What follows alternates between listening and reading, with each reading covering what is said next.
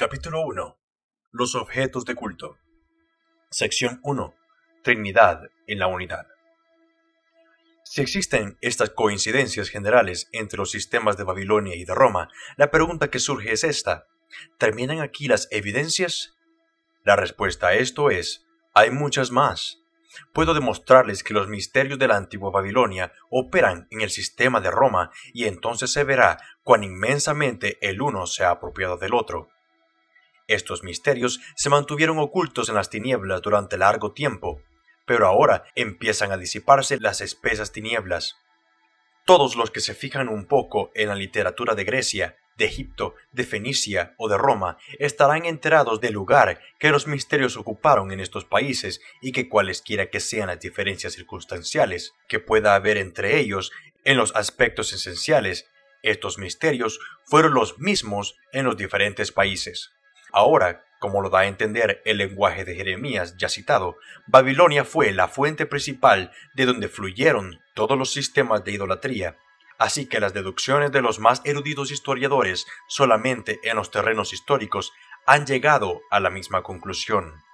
En Sonaras encontramos que los testimonios coincidentes de los autores antiguos que él había consultado eran del mismo tenor, porque, hablando de aritmética y de astronomía, él expresa: se dice que estos conocimientos pasaron de los caldeos a los egipcios y de allí a los griegos.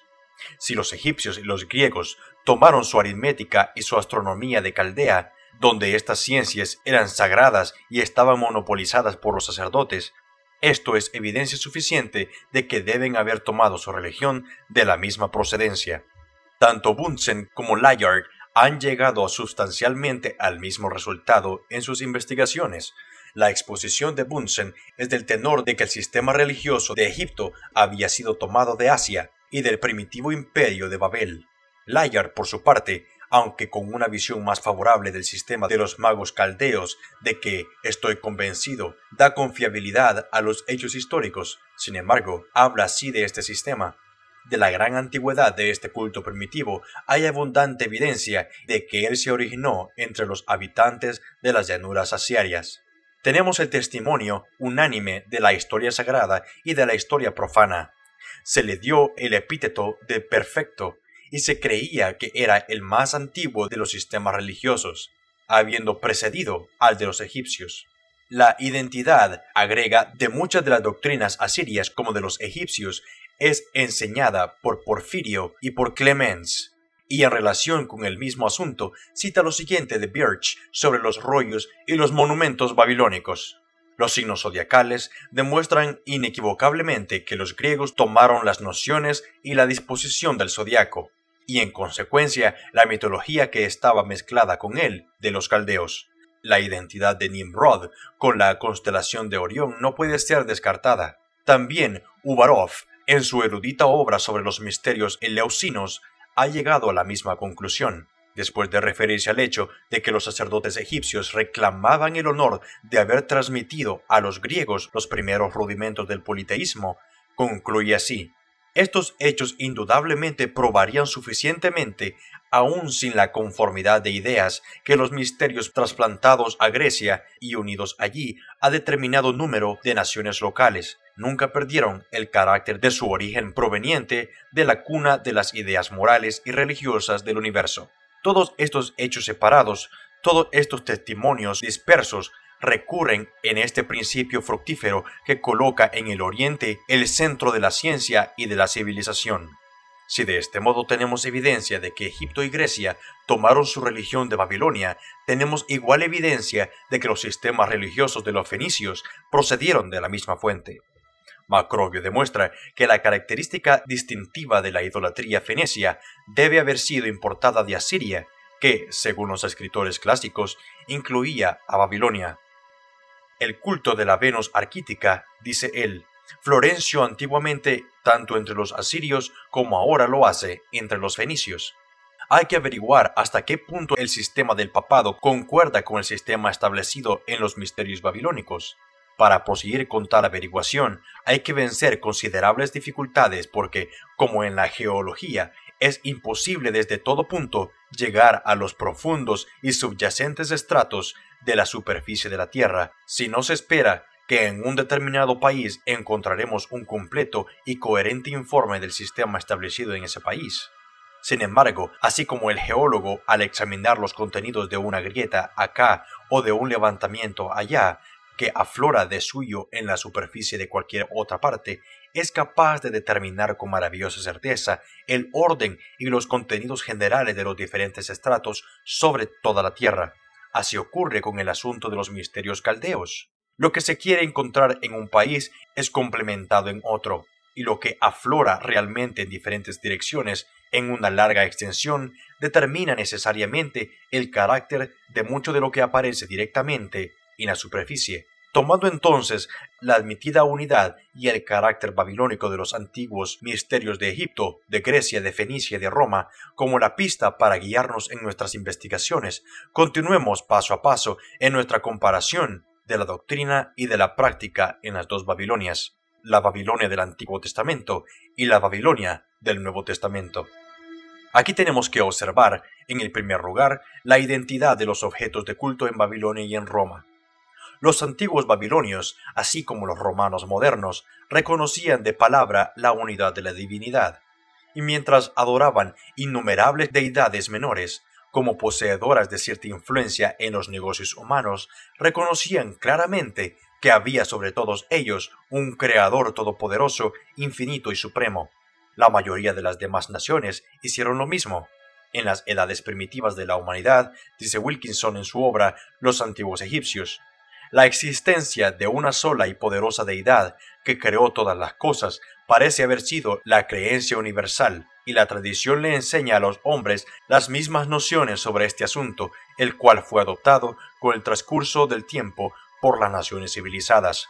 La religión gótica, dice Mallet, enseñó la existencia de un Dios supremo, Señor del universo, a quien todas las cosas le están sometidas y le eran obedientes. La antigua mitología islandesa lo llama el autor de todo lo que existe, el ser supremo, viviente y terrible. El escudriñador de estas cosas ocultas, el ser que nunca cambia. A esta deidad se le atribuye un poder infinito, un conocimiento ilimitado y una justicia incorruptible. En la fe del antiguo Indostán encontramos la misma evidencia.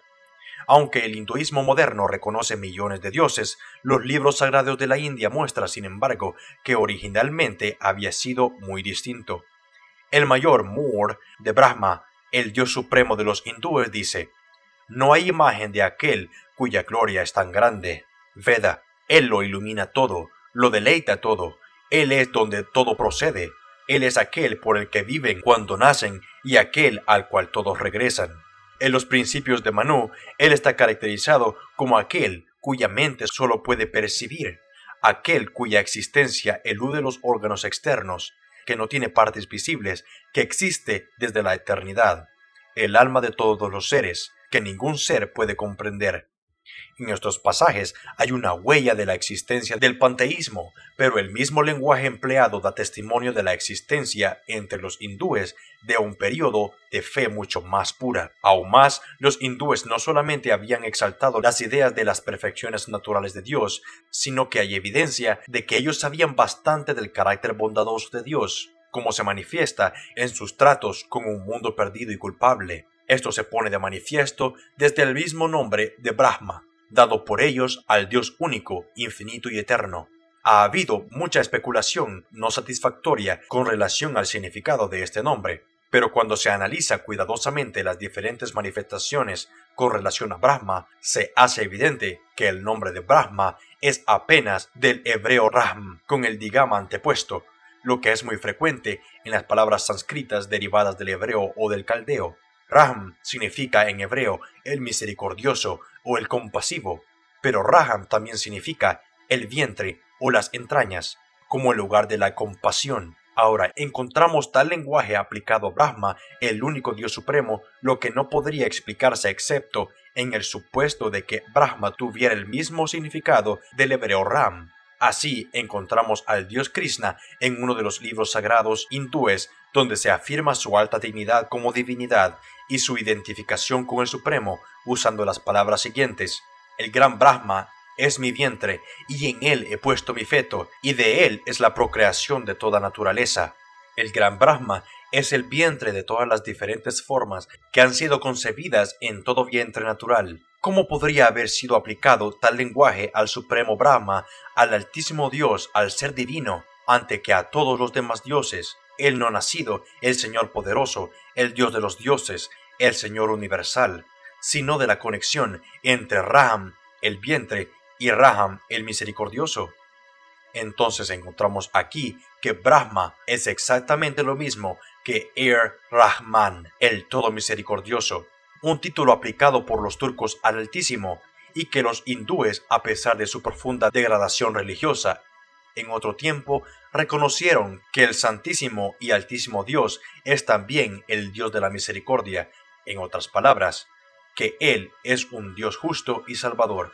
Y prosiguiendo con esta interpretación del nombre Brahma, vemos cómo su conocimiento ha coincidido exactamente en cuanto a la creación se refiere, con los relatos del origen de todas las cosas dado en el Génesis. Es bien sabido que los brahmanes, al exaltarse a sí mismos como una casta sacerdotal semidivina ante la cual todos los demás deben inclinarse, han enseñado durante muchos siglos que mientras las demás castas proceden de los brazos, del cuerpo y de los pies de Brahmana, la representación y la manifestación visible del invisible Brahma e identificadas con él, únicamente ellos proceden de la boca del Dios creador. En sus libros sagrados encontramos aseveraciones que prueban que en otro tiempo debe haber sido enseñada una doctrina muy diferente. Así, en uno de los Vedas, hablando de Brahmana, se dice expresamente que todos los seres son creados en su boca o proceden de ella. En los países en cuestión se hace un intento por enredar el asunto, pero tomando relación con el significado del nombre de Brahma ya dado, ¿quién puede dudar sobre cuál era el significado real de la aseveración, aun cuando sea contraria a las soberbias y exclusivas pretensiones de los brahmanes? Esto significa evidentemente que aquel que, incluso desde la caída, ha sido revelado al hombre como el misericordioso y piadoso, Éxodo 34:6, era conocido al mismo tiempo como el Todopoderoso, que en el principio habló y fue hecho, ordenó y todas las cosas se hicieron de inmediato, el que hizo todas las cosas por la palabra de su poder. Después de lo que ya se ha dicho, cualquiera que consulte las investigaciones asiáticas, volumen 7, página 203, puede ver que se debe en gran medida a la malvada perversión de este título divino del único Dios viviente y verdadero, un título que debía haber sido tan querido para los hombres pecadores que todas aquellas abominaciones morales han llegado a convertirse en los templos paganos de la India en símbolos tan ofensivos para los ojos de la pureza. Tan absolutamente idólatra era el conocimiento babilónico de la unidad divina que el Señor, el Dios viviente, condenó severamente a su propio pueblo por fomentarla de algún modo. Los que se santifican y los que se purifican en los huertos, unos tras otros, los que comen carne de puerco y abominación y ratón, juntamente serán talados, dice el Señor. Isaías 66:17. En la unidad de ese Dios único de los babilonios había tres personas, y para simbolizar esa doctrina de la Trinidad se valieron, como lo prueban los descubrimientos de Layard, del triángulo equilátero, tal como es bien conocido lo que hace la Iglesia romana de hoy día. Los egipcios también se valieron del triángulo como símbolo de su divinidad triforme.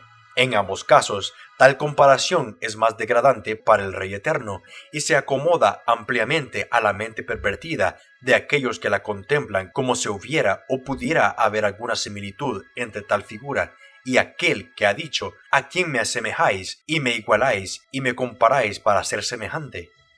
El papado tiene en algunas de sus iglesias, como por ejemplo en el monasterio de los llamados Trinitarios de Madrid, una imagen del Dios Trino y uno con tres cabezas en un cuerpo.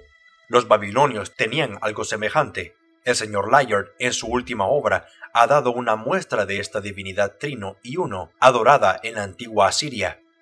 La figura acompañante de la otra divinidad, parecida adorada entre los paganos de Siberia, está tomada de una medalla del Museo Imperial en San Petersburgo y que aparece en la obra Japhet de Parson. Las tres cabezas están dispuestas en forma diferente al ejemplo de Layard, pero el propósito de ambas es el mismo para simbolizar la misma gran deidad, Aunque tales representaciones de la Trinidad adulteran necesaria y completamente los conceptos de aquellos de los que prevalecen tales imágenes con respecto al sublime misterio de nuestra fe, de igual modo, en la India, la divinidad suprema está representada en uno de los templos cavernas más antiguos, con 3 cabezas en un cuerpo, bajo el nombre de Eko-Deva Trimurti, un dios triforme.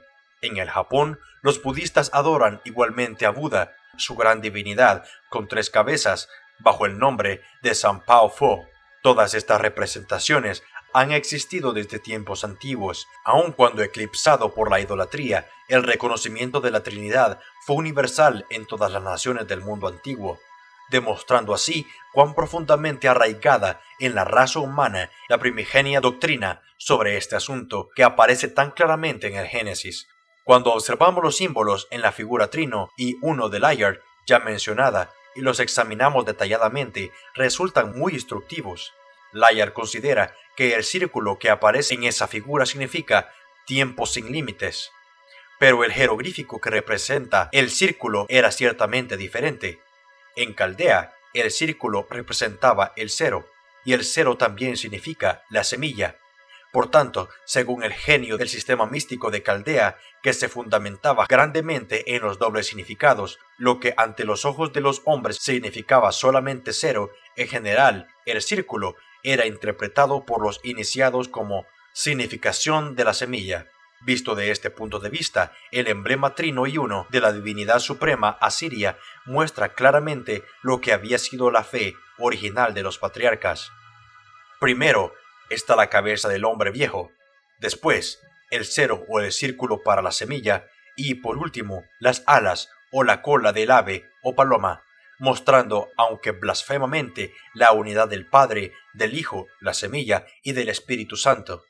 Mientras esta había sido la forma original en que la idolatría pagana había representado al Dios uno y trino, y esta clase de representación hubiera sobrevivido a la época de Sennacherib, hay, sin embargo, evidencia de que en un periodo tan primitivo había ocurrido un cambio importante en las naciones babilónicas con respecto a la divinidad, y que las 3 personas habían llegado al ser el Padre Eterno, el Espíritu de Dios encarnado en una madre humana y un Hijo divino como fruto de esa encarnación.